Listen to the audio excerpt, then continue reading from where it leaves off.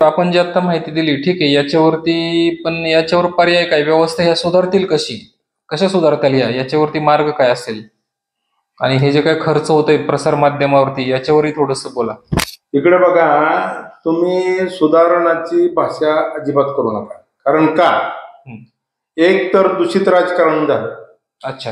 आपण देश कायद्याने चालतो, पण ह्याच्यातल्या जर गोष्टी तुम्ही दूषित पाहिल्या, बघा वकील कशासाठी निर्माण केला, सर्वसाधारण सुरक्षेसाठी, जे लोकांना सहकार्य करण्यासाठी. परंतु त्याच्यामध्ये मी तुम्हाला सांगतो, एका वकिलाने काय केलं, त्याच्याकडे श्रीमंत एका माणसाची केस होती. अच्छा. आणि म्हणून आता तो वयस्कर झाला, ती केस चालवत आणि मुलालाही वकील केलं आणि ती त्याच्या ताब्यामध्ये केस दिली. अच्छा. ताब्यामध्ये केस दिल्यानंतर त्यांनी काय केलं, 2-3 तारखामध्येच ती केस नील केली. पेड्याचा मोठा पुढा घेतला आणि वडिलांसमोर अगदी ऊर काढून गेला. बघा पप्पा, तुम्ही आयुष्यभर ही केस चालवली, हे बघा 2-3 तारखामध्येच फायनल केली. वडिलांनी त्याच्याकडे पाहिले, उठून समोरच ते उभा होता मुलगाही, एक हाड दिसतं त्याच्या कानाखाली लावलं. अच्छा. त्या मुलाच्या, म्हणजे वकील मुलाच्या. अच्छा. आणि म्हणला, मूर्खा, ही केस होती म्हणून तर तुला ही बंगला दिसतो, गाडी दिसतो आणि तू वकील झालेला दिसतो. अच्छा. तर तुझी वकिली म्हणजे मूर्खपणाची. ही व्यवस्था त्याची. परंतु डॉक्टरच्या बाबतीमध्ये डॉक्टर कशासाठी बनवला, की सर्वसाधारण व्यक्तींचं जे आहे मानवासाठी, की त्यांचं आरोग्य धोक्यात जाऊ नये, जर केलं असेल तर त्याला पूर्वपदावर आणणे किंवा त्याची जीवनमान सुखी किंवा उंचावण्यासाठी. बरोबर. परंतु मी माझं उदाहरण सांगतो. माझ्या घरामध्ये रुटीन चेकअप मध्ये म्हणून सरकारी खात्यात कामाला माझ्या मुलांनी काय केलं, माझ्या मिसेसला एका दवाखान्यात नेऊन चेकअप साठी ऍडमिट केलं. आणि मला ऑफिसला फोन करून सांगितलं की तुमच्या ऑफिसचं पत्र द्या, त्याला असं ऍडमिट केलं म्हणून. मग मी गेलो तिथं पत्र घेऊन. त्याच्यानंतर तिच्याजवळ राहायला कोणी नव्हतं, म्हणून मग मुलं काय म्हटली की आता तुम्हीच थांबा.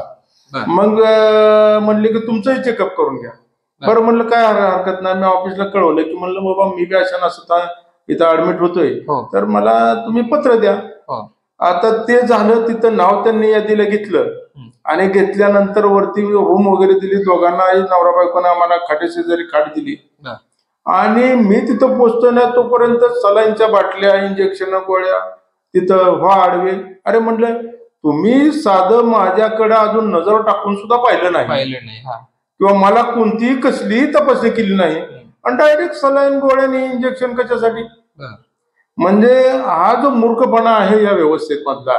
त्याच्यानंतर तुम्ही जर पोलीस याच्यामध्ये जर गेले जर म्हटलं, तर मी तुम्हाला सांगितलं की दूषित राजकारण आहे. कधी ऍक्सेप्ट सुद्धा माझ्या या गोष्टीवर घेतील, परंतु माझा अनुभव मी सांगतोय की मी ड्युटी करत होतो आणि रोडचं काम चालू होतं. अच्छा. तर काही आमच्या जी मी टेलिफोन खात्यात असल्या कारणानं काही केबल ओपन झाल्या होत्या. मग एक दिवस काय झालं, सकाळीच 9-9:30 वाजल्यापासून तर मला फोन यायला लागले की आमचा नंबर बंद आहे, कंप्लेंट वाढल्या. म्हणून साईट वरती तर होतोच, परंतु दुसऱ्या टोकाला होतो. मग दुसऱ्या टोकाला होतो तर मी पाच गेलो तर तिथे एक ती आमची केबल कापत होता. 4-5 फुटाचा तुकडा होता, 400 फीटची केबल होती. मग थोडा कापत होता, मी गेलो आणि त्याला कॉलरला धरला. धरल्यानंतर मग माझे लोखंड बी माझ्या पाठीमागे आले, त्याला म्हणजे ह्याला ताकद घ्यायला. आणि आमच्या सब डिव्हिजनल इंजिनियरला आणि डिव्हिजनल इंजिनियरला ताबडतोब फोन करून कळवलं की अचानक असं आहे, ताबडतोब तुम्ही FIR वगैरे दाखल करा. आणि इथं थोडस पुढं जाऊन मी पाहिलं होतं तर ते केबलचे तुकडे वगैरे लोक भिंतीच्या कडेला करत होते. शेजारी झोपडपट्टी होती. मग त्यांनी ताबडतोब ऍक्शन घेतली आणि पोलीस स्टेशनला आले. त्यांनी सगळी कारवाई केली. तिथून PI PSI वगैरे सगळे त्यांचे कॉन्स्टेबल वगैरे सगळे तिथं साईटवर आले. आल्यानंतर त्यांनी समोर पाहिलं, तेवढ्यात कुणी फोन केला काय माहिती, तिथल्या डीलर लोकांना म्हणजे राजकारण्यांना, ते बी पांढरे डगले घालून तिथं आले. आल्यानंतर त्यांच्यामध्येच काय थोडीशी बातचीत खुणाखुणवी झाली. आम्हाला म्हटले चला, आमचे ऑफिसर बी सगळे आले, म्हणजे तयारी पोलीस स्टेशन मधूनच आले होते. आणि चला म्हणले कुठून कापली. मग आता कापलेला रूट होता जो जवळजवळ 150 मीटरच्या आसपास होता. मग तिथे दाखवलं, तो पोरगाई हातात होता, तिथे साहित्य त्याच्याच हातात होतं, तो पोरगाई होता. मग तिकडं दाखवलं. तोपर्यंत इन्स्पेक्टरने ती पाठीमाग हात केलेला पाहिला आम्ही. अच्छा. आणि पाहायला गेलो, तोपर्यंत परत माघारी परत आलो आम्ही त्या ठिकाणी. ते जिथं ते केबल वगैरे तुकडे वगैरे करत होते, हो. तिथं आल्यानंतर तोच पीआय काय म्हणतो की कुठे इथं काय दिसतंय, बर. काय इथं? तो पुढारी म्हणतो, राव हे तुम्ही माझी पोरं अशी करू शकत नाहीत, माझे कार्यकर्ते अशा चोऱ्या माऱ्या करू शकत नाहीत, बर. तुम्ही तुमच्या नोकरी सुरक्षित करा. तोही आम्हाला धमकी देतोय. शिवाय पीआयने बी काय म्हटले, इथं जर काय दिसत नाही तर आम्ही काय पुरावे दाखवायचे आणि काय करायचे, हा तुम्ही तुमच्या नोकऱ्या तुम्हाला नीट व्यवस्थित सांभाळायचं का नाही, बघा तुमच्या ठीक आहे तुमची केबल कापली गेली इथं ती केबल नाही, ठीक आहे आम्ही आमच्याकडे तुमची तक्रार घेतली. तुम्ही सांगा तुम्ही कोणाकडून आशा करताय? जर इथं जर तुम्ही ओरिजिनलच गोष्टी काय ठेवलेल्या नाही, पूर्ण जगत जर असं दूषित झालं, तुम्ही पर्यावरणच संपवलं, त्याच्यातलं मुळच संपवलं, त्यामुळं तुमच्यासाठी कितीही सुरक्षेसाठी कायदे केले तो बळी ते कानपिळे, बरोबर, बळी तो कानपिळे. त्यामुळं तुम्ही ह्या व्यवस्थेवरती कुठेही नियोजन बंधन काय आणू शकत नाही. हे असं चालणार. आता ही सर्व काही वाटचाल विनाशाकडे आहे. त्यामुळं जर समजा त्याच्यातून एखादा जर कोणी उद्भवला आणि त्यांनी काटेकोरपणाने नियम राबवण्याचा प्रयत्न केला आणि पर्यावरणाचा समतोल, सर्वात महत्वाचं, जर आता तुम्हाला व्हायरस नको असतील तर तुम्हाला पर्यावरणाला सांभाळावं लागेल, पर्यावरणाचा समतोल राखावा लागेल. जे आहे त्या ठिकाणी आणि जे सुरक्षित पहिल्यापासून प्रकृतीने त्या ज्या वस्तू ज्या ठिकाणी स्टेबल केलेल्या आहेत त्याचा तुम्हाला सांभाळ करावा लागेल. तेच परत जुनं जे सोनं म्हणतो ना आपण, 100-200 वर्षामध्ये पूर्ण सगळं अनस्टेबल झालेलं आहे, वाटोळ झालेलं आहे. त्याच्या अगोदर असं नव्हतं. हजारो वर्ष आमच्या जमिनी सुरक्षित राहिलेल्या आहेत, बरोबर, जनजीवन सगळं सुरक्षित आलेलं आहे. आता पूर्ण दूषित झाले. विकासाच्या नावाखाली आपण शेवटाकडे निघालोय, बरोबर. कारण ह्याला तुम्ही काय आता रोखू शकत नाही, बरोबर. आणि केमिकलचा बडीमार, जो केमिकलचा बडीमार आहे तो तर तुम्ही अजिबात थांबवू शकत नाही. कितीही तुम्ही कायदे करताय, साधं सांगताय, तुम्ही तुमच्यात ती दम असला पाहिजे. तुम्ही प्लॅस्टिक वापरू नका म्हणून सर्वसामान्य जो जगतो त्याच्यावरती तुम्ही कारवाई करता. तुमच्यात हिंमत ठेवा ना ते प्लॅस्टिकच्या फॅक्टरीज बंद करण्याची, की त्याची निर्मिती बंद करण्याची, ही हिंमत ठेवा ना. तुम्ही सर्वसामान्यावर कारवाई काय करताय? त्यामुळे ह्या व्यवस्थेला आपण बदलू शकत नाही, बरोबर. जे आहे तसं, जसं मिळतंय तसं आहे जीवन तितकं सांभाळण्याचा प्रयत्न करा. आमच्या सारखी सुद्धा माणसं लोकांच्या डोळ्यामध्ये बसतात, बरोबर. कारण माझ्या जीवनातला माझा अनुभव आहे. मी ज्या पद्धतीने जगत आलो त्या पद्धतीनं जग असेल असं सांगता येते का? आज मी समजा मी स्पष्ट आणि प्रकट बोलतो, काहींना बरं वाटेल, पण काहींच्या जे खरेच चोर आहेत त्यांना हे टोचणार आहे ना, बरोबर आहे. आलं का लक्षात? बरोबर. कारण त्यांना ते पटणार नाही, कारण त्याचं जर जीवनच चोरीशिवाय नसेल. तुम्ही सांगा, दूषित राजकारणाबद्दल मी बोललो, गल्लीतला तुम्ही त्यांच्यावरती संस्कार, परंपरा, संस्कृती ह्याचं हे करण्यापेक्षा, आज 10-12 वर्षाचा सुरुवातीपासूनच झाला पोरगा की तो पांढरे कपडे घालतो, कुठं मंडळ आहेत, कुठं काय आहे, तर सगळे ही कुराण राजकारणाची तिथून सुरुवात राजकारण. आणि काय त्याच्यामुळं माणसातलं जो मूळ हेतू आहे तोच पूर्णपणे नष्ट झाला, आयतेपणावरती तो आला. आणि राजकारण ज्या पद्धतीने फोफवलेलं आहे की प्रत्येक गोष्टीला दूषित मानून, दूषित गोष्टीला चांगलं मानून, बरोबर, तेच सत्य म्हणण्याच्या ज्या गोष्टी समोर आलेल्या आहेत तिथं तुम्ही काही सुधार करू शकत नाही.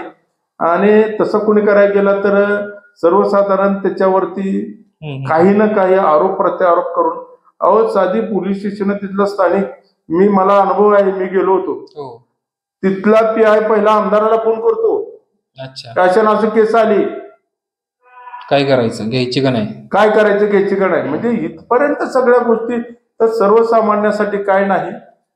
आणि म्हणून सर्वात सांगतो की व्यवस्था तुम्ही बदलू शकत नाही, संकरितपणाला हातभार करू शकत नाही. त्याच्यानंतर म्हणून माझं सांगण्याचं एकच आहे की आहे तसं जगा, आहे तसं वागा, स्वतः कसं सुरक्षित राहता येईल हेच पहा. बाकीच्या खोलावर जाण्याचा काहीच प्रयत्न करू नका, कारण ही सत्य परिस्थिती आहे आणि आपण उघड्या डोळ्याने पाहतोय. कायदा कायदा कायदा कायदा कायदा कायदा ठीक आहे, बरोबर. सर्वच काही ठीक आहे, परंतु इम्प्लिमेंट करणारी जी साखळी आहे ही सर्वसामान्यासाठी, कारण धोकादायक आहे आणि कायदे फक्त सर्वसामान्यांसाठीच आहे. एवढ्या सगळ्या ज्या काही घटना घडतात बरोबर, ते अख्खं जगच दूषित झालेलं आहे, बॉटम ते टॉप. त्याच्यामुळं ओरिजिनल काही राहिलेलं नाही. त्यामुळं याच्यावरती जास्त भाष्य करण्यात काही मजा नाही. म्हणून पाहतो की आपण ते चायनासारखे देशमधले वेगवेगळे प्राणी पशु पक्षी ते लोक खातात, त्याच्यातूनही व्हायरस निर्माण होतो असंही लोकांना असं कळतं. हे खरं आहे का की त्या वेगवेगळ्या प्रकारचे प्राणी पशु पक्षी काही पण खातात ते लोक आणि त्याचा इफेक्ट आपल्याकडे ह्या महाराष्ट्रामध्ये इकडे बघा, ज्या पद्धतीनं त्यांना सांभाळलं जातं, त्यांनी ओरिजिनल खाल्लं, आतापासून पृथ्वीवरती खाण्यासाठी एक मानव असा निर्माण झालेला आहे की तो पृथ्वीवरचा प्रत्येक विष पचवू शकतो. तो अन्न साखळीचा भाग आहे. परंतु त्याच्यामध्ये जे क्लोनिंग ज्या गोष्टी आल्यानं की ह्याच्यातलं त्याच्यात संकरित बनवण्यासाठी सर्वात वाईट ती गोष्ट आहे. त्याच्यामुळं त्याच्यापासून ते व्हायरस निर्माण होतात. म्हणून मी सांगितलं की मी माझ्या शरीरावरती किंवा माझ्या शरीरामध्ये व्हायरस बी आहे आणि बॅक्टेरिया आहे आणि मी माझं ते पोषणाचं माझं कवच आहे. परंतु ते त्याच्यातलं काढून तुम्ही प्राण्यामध्ये डेव्हलप केलं, प्राण्यातलं काढून माझ्यामध्ये डेव्हलप केलं, म्हणजे इतर अशा जीवामध्ये तुम्ही जे त्याचं संकरित जे क्लोनिंग करताय त्याच्यामध्ये तो दुसरं त्याच्यातून ते निर्माण होतात. कारण त्याला एक दुसऱ्याला संरक्षणासाठी किंवा प्रवेश करण्यासाठी जागा ओरिजिनल याच्यामध्ये नाही, त्यामुळे ते होतच राहणार आहे, त्याला काही पर्याय नाही. म्हणून जो दूषितपणा आहे कशाच्या विकासाच्या नावाखाली, विज्ञानाच्या नावाखाली ज्या दूषितपणा आहे. आता तुम्ही बघा ना, आपल्याकडं कोंबडी पाळली जाते, मग आता किती दिवसामध्ये, अहो साधी गोष्ट घ्या, समजा तुमची काकडी असेल, दोडका असेल किंवा समजा भोपळा असेल, अहो रात्री तो फुलातून बाहेर आलेला असतो असं छोटासा, परंतु सकाळी तो 1 ते 1.5 फूट वाढलेला असतो. म्हणजे तुम्ही सांगा ह्या गोष्टीमुळं तुम्ही कुणाशी आज रोजी तुम्ही कुणाशीही कसलीही तुलना करू शकत नाही. जे ओरिजिनल आहे ते ओरिजिनल, आणि ओरिजिनल गोष्टीतून करोडो वर्ष ह्या जमिनीवरती प्रत्येक जीव जगत आल्यात. परंतु जेव्हापासून या संकरितपणाला सुरुवात झाली, तुमच्या काय म्हणतो विज्ञानाच्या नावाखाली किंवा विकासाच्या नावाखाली, तर ते आता रोखणं एवढं सोपं राहिलेलं नाही किंवा रोखणं नाही. म्हणूनच मी म्हणतो की आता या सगळ्या गोष्टी शेवटाकडे आहे. आज नाही उद्या नसतं ते, कारण बघा आयुर्मान सुद्धा माणसाचं पूर्णपणे घटलेलं आहे. मी कित्येक वेळा सांगतो, प्रत्येक आजारावरती बोलताना किंवा मी सुद्धा इथं चाचणी करताना, जर मी माझी समजा वनस्पती असेल तर वनस्पतीच्या ज्या बाबतीमध्ये बी एवढी, एक तर ती जंगलातली, अहो तुम्ही काय करताय, कशा वनस्पती पोचताय, काय करताय.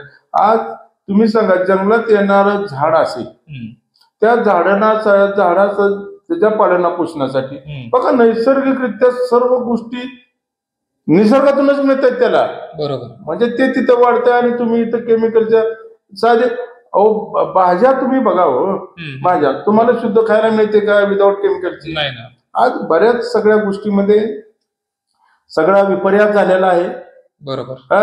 कृती हा विषय राहिलेला नाही, सगळ्या विकृत्या निर्माण झालेल्या आहेत. त्याच्यामुळं तुम्ही याला काही आळा घालू शकत नाही, ते असंच चालायचं.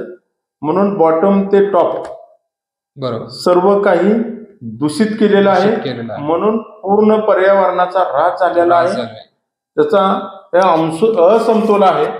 त्याच्यामुळं आपण नुसतं बुमलून, आता समजा ह्याच्यावर बुमलो तरी काय करणार आहे, 2 चांगले म्हणतील किंवा 4 वाईट म्हणतील, ह्याच्या पलीकडे दुसरं काय होणार आहे, काहीच होणार नाही. ठीक आहे, काय हरकत नाही, जास्त बोलण्यात काय मजा नाही. ठीक आहे मित्रांनो, कसं वाटलं सांगा ही माहिती, आणि नक्कीच आपल्या व्हिडिओला कमेंट्स करा, शेअर करा, आणि काही कुणाच्या काही शंका असतील तर नक्कीच या व्हिडिओ खाली आम्ही कमेंट्स मध्ये नंबर देऊया, त्या नंबरवरती कॉल करा. ठीक आहे, चला.